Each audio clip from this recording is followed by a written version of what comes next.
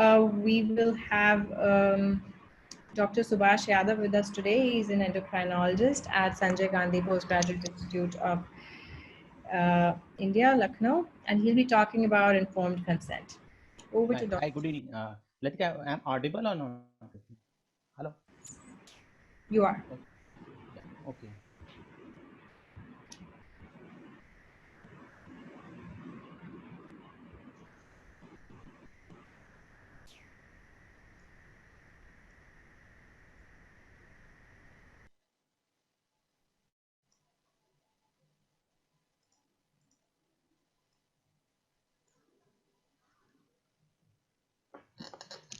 So, good evening to all.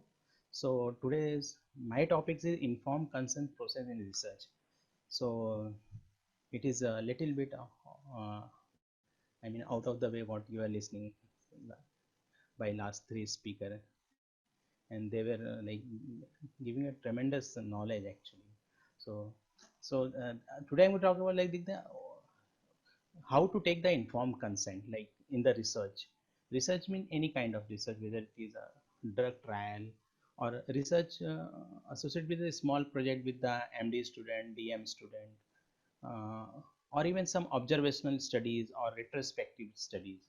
And what is the role of informed consent? So, like any like process, this evaluation of the informed consent come like in the research, it come with the early consent process practices, like what experience people have, and because of some infamous research, we see some examples, and probably you must be knowing also the some of the infamous research. And as far as the medical treatment is concerned, there also you required to have informed consent, and that also come with the many time with the patient litigations, various laws and regulation has come after that. So probably we are aware of this like yellow fever experiment. It was done in Cuba following the Spanish American War in 1900 year, and it was done by the Walter Reed. Actually, he was a scientist, and he want to see the after the um, mosquito, like inoculation of, after biting of the mosquito, whether it inoculating the virus and causing the Spanish fever. And though the consent was written in English and the Spanish, and it was also witnessed. This is the consent form. So I will just read for you. It said, undersigned understand perfectly that in the case of development of yellow fever in him, that he endanger his life to certain extent, but it being entirely impossible him to avoid the infection during his stay in this island, he preferred to take the chance of contracting it intensely in the belief that he will receive from the Reed Commission the greatest care and the most skillful medical services. So this was a consent which the this army, mostly the army personnel and even his colleagues, Reed's colleague, they have to sign. And what incentive they have given? They have given $100 or equivalent gold, and if somebody contact that yellow fever, 100 more dollar was given. So so what are the problem with this consent form? What are the ethical difficulties? I mean, it looks very obvious. There were coercion was there. There excessive compensation, and it doesn't mention they can withdraw from the this study. Means they were told as it is you are going to get the yellow fever. That's why you have to participate in the study.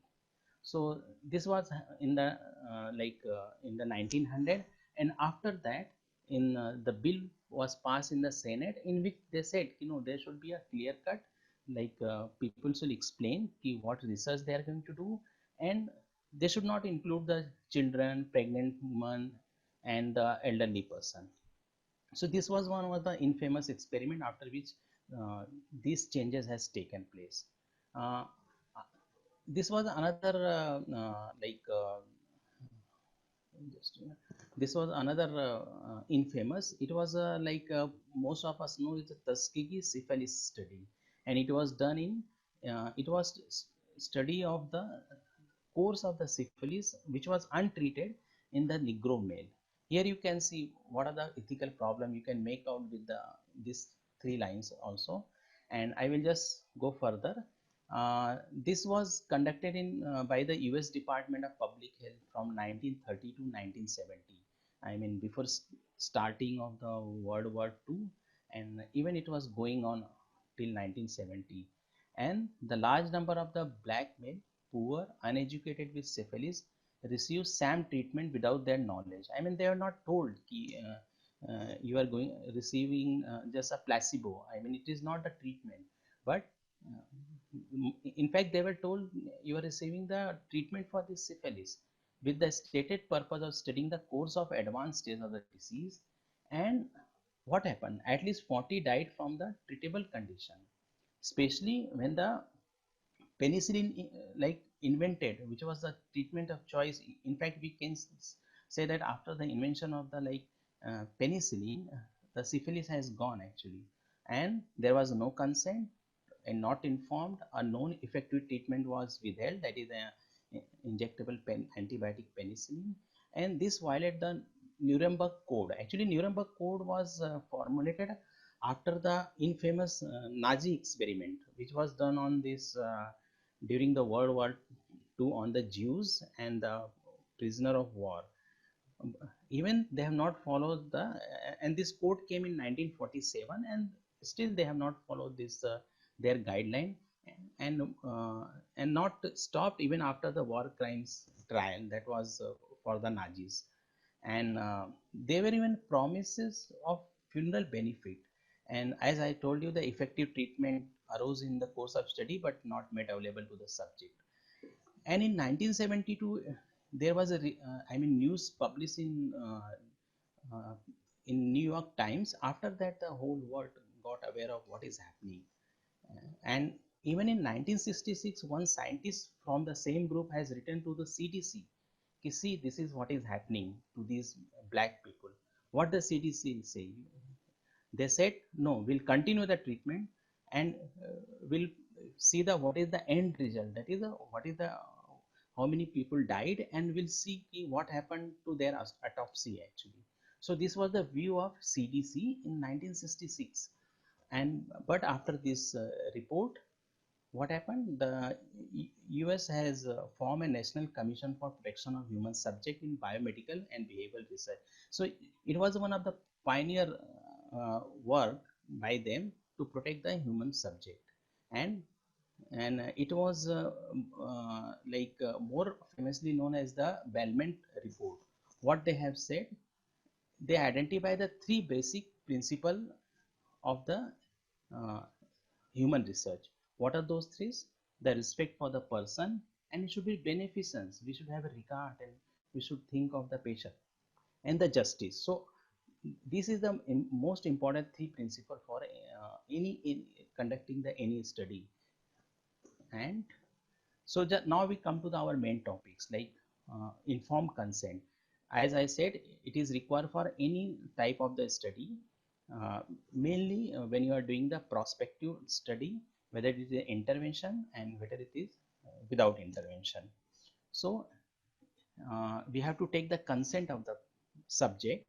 The informed consent, it should be voluntary agreement to participate in the research. So what voluntary is very important.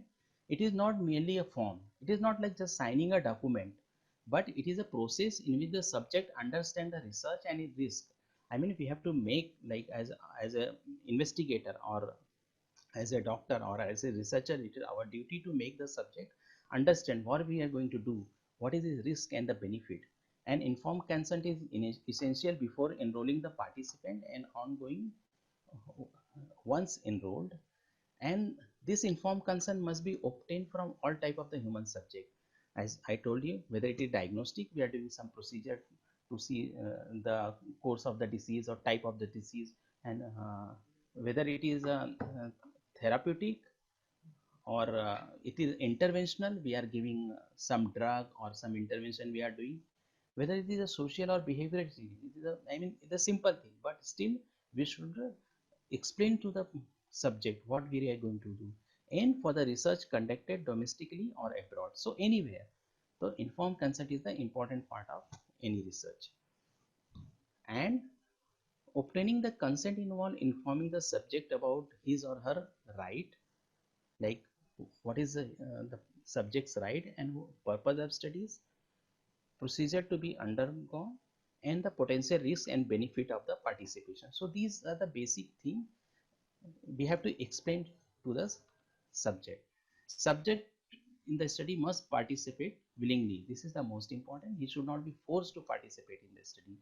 And we have to take the extra care regarding the vulnerable population like prisoner, children, and pregnant women or elderly person more than 80 years. So what should be the goal of the informed consent?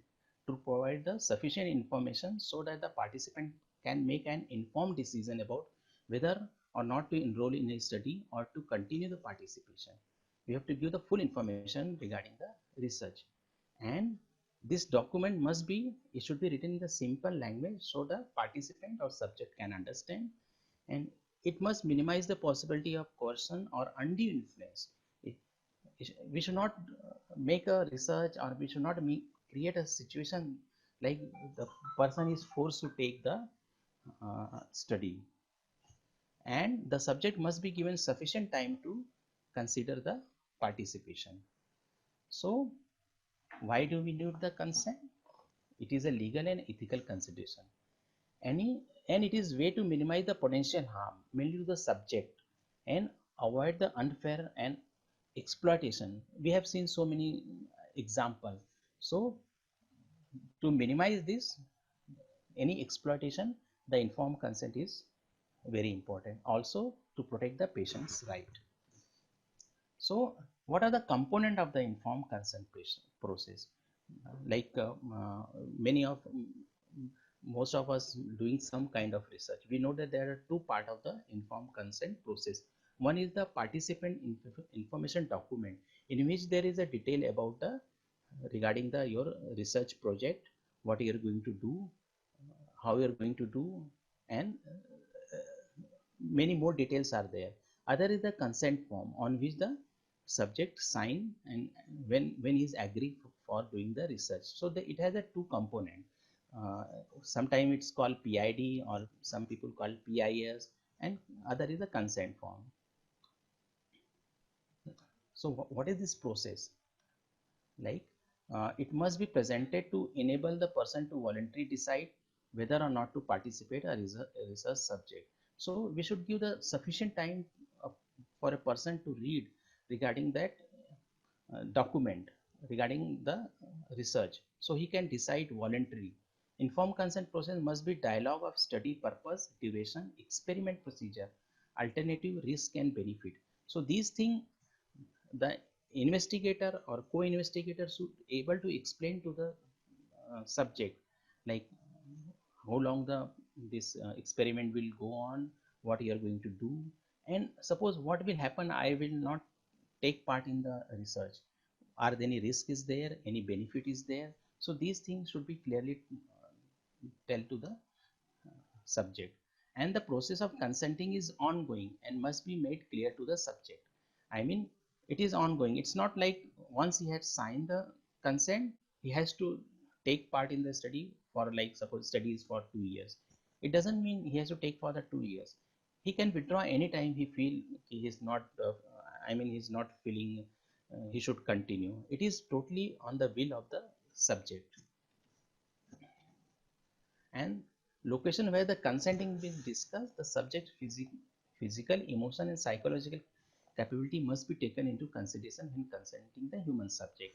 I mean, environment be so quite friendly. It should not be like you are forcefully, you are coercing the subject. That thing we have to take care. And informed consent process should ultimately assure that the subject understand and really get what they are signing up for.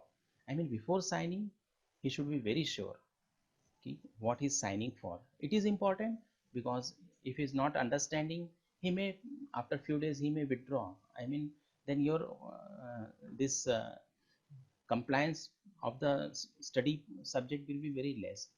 So there is a dropout rate will be more. So this is also an important aspect as far as the investigator is concerned. So what elements should be included in informed consent? Like those document, what should be there?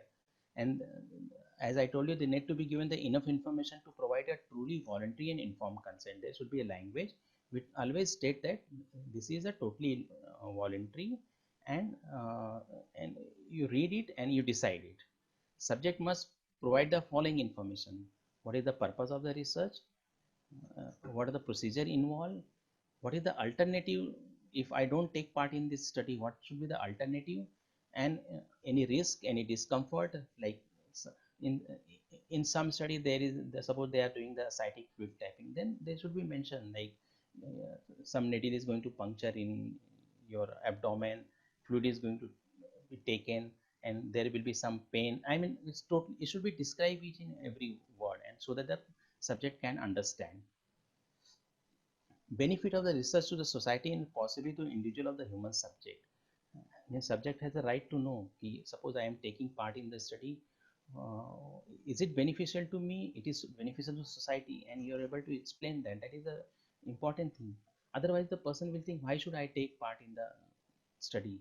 Length or time, uh, subject is expected to participate, and also the how many times he has come to the hospital for this particular study, person to contact for answer to question or element of research related injury or emergency. This is very important. When you are giving the document to the subject, you should tell like whom to contact if some emergency happen. Not even that, uh, I mean the name of the person whom to contact should be printed on that participant information document. Statement indicating that participant is voluntary, that refusal to participate will not result in any consequences or any loss of benefit that the subject is otherwise entitled to receive. It means we should clearly tell the subject, even if we don't take part in the study or even if we withdraw from the study, his treatment will not be hampered, and he's not then not going to be any harm. It not we are not going to follow you, or we are not going to favor you. So these things should be very clearly in the informed consent form. Statement regarding the subject right to confidentially and right to withdraw from the study at any time without any consequences. uh, the additional information should be there. What if something goes wrong?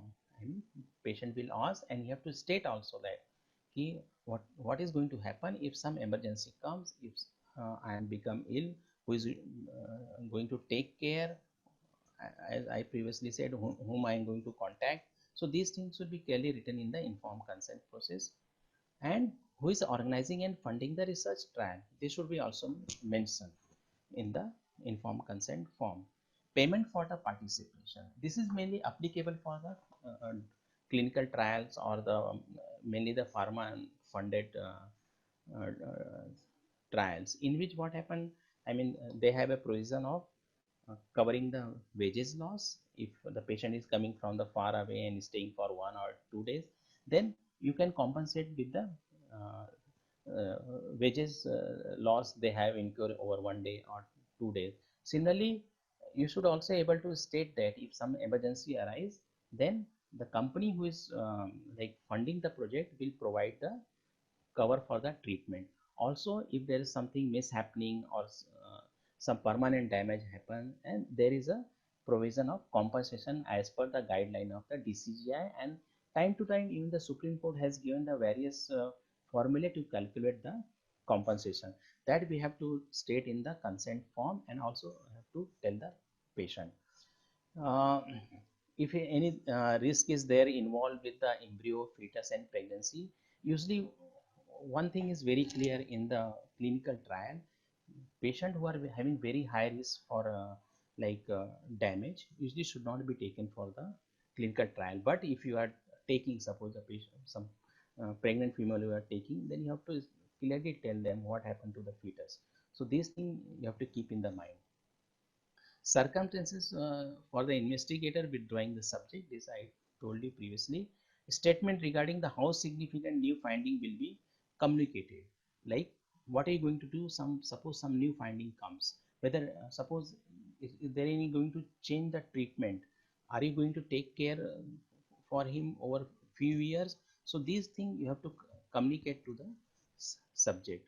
And also like this, suppose this particular research is you are conducting or particular drug trial you are conducting, you have to tell the subject, like it is conducted over how many sites and how many patients are you are enrolling at your site, and you are enrolling from the other side also, and how many total subject you are enrolling in this clinical trial. So this information also you have to uh, give to the subject. And probability of random assignment of the placebo treatment, this is also very important. You have to tell the subject, suppose you are doing some placebo controlled trial, probably on by chance you may receive the treatment also, or you may receive just placebo, I mean no treatment or standard treatment. So time to time the government of India and other bodies issue some extra guideline to take care of the subject. Like in this you can see the you have to also state that the possibility of the investigational product to provide the intended therapeutic effect, I mean failure of investigational product to provide the intended therapeutic effect. Suppose you are doing some drug trial, then you have to tell the subject also, you have to write in the consent form, probably this drug may not be effective at all. So let him decide what he want to do, whether he want to come in the trial or not. Regarding the same thing as I told you regarding the placebo administered to subject shall not have any therapeutic effect. So this thing you have to tell clearly to the subject and let the subject decide whether to continue in the trial or not. Other important thing, this come from the World Medical Association, that in any clinical trial placebo usually should not be given, at least they should be given the standard treatment when you are doing the uh, randomized trial with the placebo. uh, it is not that they should not be given any treatment at all. Similarly, there should be some more additional information, like whether the study involve the DNA banking and genetic material, you have to tell separately, and you have to take the separate consent for, or you have to add the separate line in the consent form for this. And I'll never withheld any information about the risk involved in the clinical trial, and always truthful answer to be given to direct questioning by the subject. And and new consent needed for any use for which the consent not obtained explicitly. This is mainly for the any drug trial. Suppose something new information has come, and which is harmful to the subject, or you want to do some study for the, in the same study you want to do some group of the patient, some different parameter you want to test. So you have to explain the subject, and you have to take the fresh consent, we are going to do this thing again, whether you are willing to continue or not. Regarding the language, this is also important. Consent must be clearly written and understandable to the subject, and it should be non-technical, it should not be the scientific language. It should be like comparable what is language is usually in the newspaper or journal circulation magazine. And as I told you, the scientific, technical and medical terms should be defined or explained in the lay terms. And it is often recommended that the informed consent be written at the 8th grade reading level, I mean, so that even the common person understand very easily. When enrolling the minor in a study, related recruitment material must be reflect the reading level of the minors. It should be very simple so that the child can understand. Other important thing, consent must be provided in the language of the subject, or alternatively a translator, and short form can be used. The short form is a type of informed consent used when there is a language barrier, or English IC approved consent form is orally translated in the subject of the native language. Important thing here now, whatever your form, consent form using, whether you have make the short for the some lay person, or so important thing that should be the approved by the institutional ethics committee. You should not use any form or any informed consent which is not approved by the institutional ethics committee. So this is the informed consent to what we used here. In the last you can see the I mean always thanks the participant for taking part in the study, and the PI signature, name and date is written. And other important thing which I told you, this form should have a name of the PI, address, phone number also the name of the member secretary of the ethics committee and address and the telephone number. So for any emergency or for any dispute, the subject can contact PI or even the ethics committee. In regarding some special population about the consent form, uh, consent is usually uh, taken more than 18 years. Patient's guardian uh, or patient's usually when the patient's guardian sign when the subject is minor, and assent when the when the child of the age 8 to 18 sign the form, that is called the assent form. It should be in the simple language. Okay. Then for decisionally impaired, it may be cognitive impaired, unconscious, mentally disabled, or temporarily impaired. Informed consent should be happen with the next of the kin or legally authorized representative. And when possible, the participant assent should be obtained, and maybe after the research related activity has occurred in the case of participants who are temporarily impaired. I mean, if some person is unconscious and the some study is going on, you take the consent from the legally authorized representative. But when the patient's conscious regain, you have to sign, you have to get the sign from him also.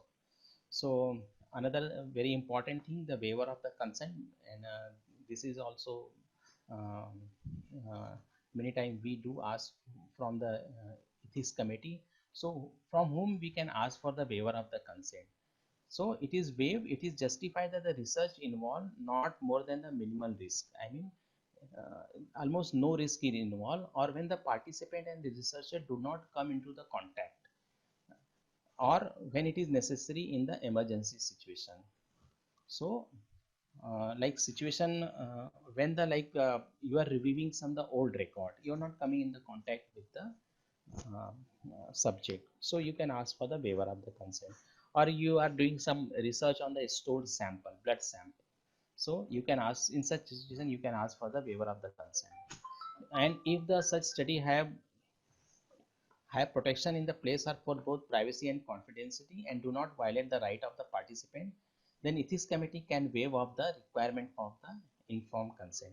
In emergency situation also, if it is necessary, like if some emergency situation come, we may there is no time to take the consent, then waiver of consent can be given by the institutional ethics committee. So who can take the consent? Usually the qualified person like investigator, co-investigator, who know about the uh, research procedure, risk benefit, and he who can answer the question and discuss the alternative, and who can give the consent. Obviously the subject or subject's legally authorized representative. These are the only two people who can give the consent. And the party responsible for the informed consent are the ethics committee who review the informed consent. If there is some fault or some lacunae are there, they can suggest, sponsor, and who is all sponsoring the study also responsible for the anything happening with the subject, and he is legally responsible. Investigator is also legally responsible for anything happening in the clinical trial. So these three people are the responsible person for the informed consent. So as told you, the role of the ethics committee is to modify the consent form if it is not satisfying, and always the investigator advised to give or administer the consent form which was approved by the institutional ethics committee. So this is the consent form which is signed by the uh, subject, either the title, name, qualification, occupation, name and address, and nominees and all these are there for mainly for the compensation issues. And also you can see whether the sample is want to stored for future research, that is also separately you have to mention. So this is the prototype of consent form. Just single slide regarding the audio visual recording. So India was the first country where the audio visual recording was started in, I think, in 2013. Initially it was like order came from the Supreme Court and it was for the every subject. but subsequently it was modified. Now this audio video recording is mainly for the vulnerable subject, like you can say like a pregnant female or subject coming from the prison or elderly subject. On only audio recording like person with the having the disease with the HIV or the leprosy, whom the anti-HIV and the anti-leprosy drugs are trials are they have to try. So these are the some example of where the audio visual consenting is required. So the most important thing is documentation, and it is said that if it is not written, it means it did not happen. So document what happened as well as what did not happen. You have to very meticulously you have to write, and you have to document each and everything, if it is even the positive or the negative thing both. So just to summarize, respect for the person is manifest in the expectation of a meaningful informed consent process, and Indian regulation emphasize the need for written informed consent, audiovisual recording in vulnerable subject, and the element to be included in the consent process. When aimed at enhancing the protection of subject, modification to be informed consent process can be authorized by the Institutional Ethics Committee. So, thank you for your patient hearing.